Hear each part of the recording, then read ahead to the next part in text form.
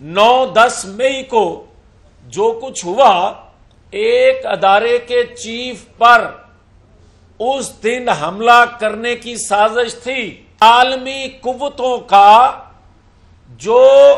मरकज focus था वो उस ताकतवर अदारे को इसके जरिए तकसीम करके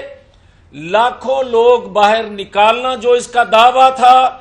और उस आड़ में उस अदारे को आमने सामने करना था, तकसीम करके खून रेजी करना मकसूद था,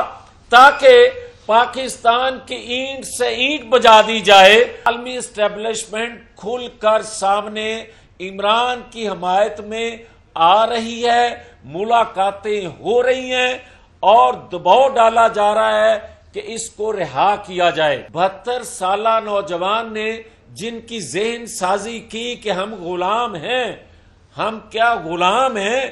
कि पाकिस्तान के अंदरूनी मामलात में कोई मुदाखलत करे और हम खामोश रह के उसका जवाब देने के पाबंद हों। ये नहीं हो सकता। बदकिस्मती से जो सिलसिला शुरू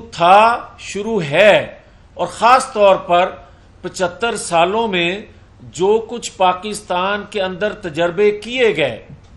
मैं बहुत अगर 75 सालों का रोना ना भी रोऊं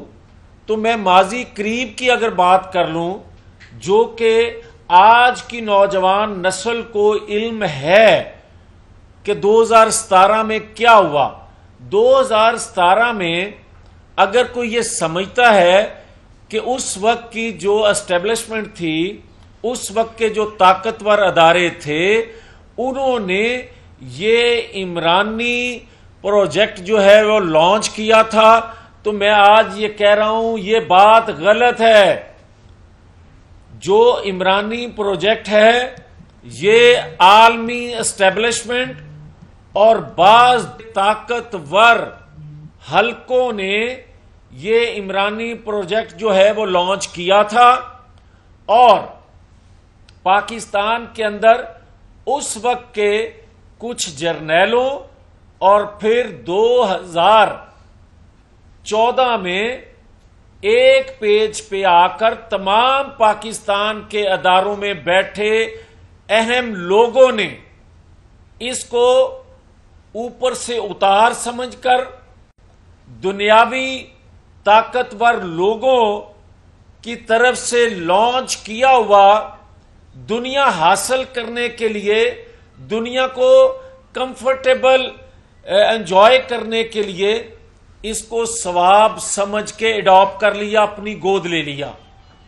और इस गोद लेकर इस इमरानी प्रोजेक्ट को परवान चढ़ाते गए। और 2014 में ये इमरानी प्रोजेक्ट जो है इसने बोलना शुरू किया एक अदारे के अलावा तमाम अदारों के खिलाफ, तमाम अदारों को धमकियां देना शुरू कर दी। और उस वक्त जब अदारों में बैठे लोगों को गालियां धमकियां दी जा रही थी, तो साथ साथ पुलिस वैन से मुलजमों को छुड़वाया जा रहा था, अदारों पर हमले शुरू कर दिए गए थे। मगर उस वक्त भी अगर किसी अदारे को हिम्मत नहीं थी इसको गिरफ्तार करने की, तो पीछे आलमी एस्टेब्लिशमेंट थी, जिस वजह से इन्होंने हाथ ना डाला। और वो बढ़ते बढ़ते जब बहुत आगे निकल गया, तो मैं यहां मुनसिफों का भी जिक्र करता जाऊं। 4.25 साल पाकिस्तान के मुनसिफों ने 4.25 साल में जो कुछ इसने किया उस पर नोटिस एक भी नहीं लिया इस इमरानी हुकूमत के हवाले से। मगर जो ही ये हटा हुकूमत से, तो इन 16 माह में मुनसिफों ने कोई ऐसा दिन नहीं गया जिसमें लोअर कोर्ट से लेकर अपर कोर्ट तक इसके रोजाना की बुनियाद पर दर्जनों दरखास्तें न लगी हों। और आज फिर जो बात की जा रही है, जो मैं असल में कहना भी चाहता हूं, बात सीधी सी है کہ جب 16 ماہ میں یہ پرورش لینے والوں کو میر جعفر صادق کہتا تھا، دھمکیاں دیتا تھا، تو اس وقت بھی اگر ہاتھ نہ ڈالا جا سکا کہ زمان پارک میں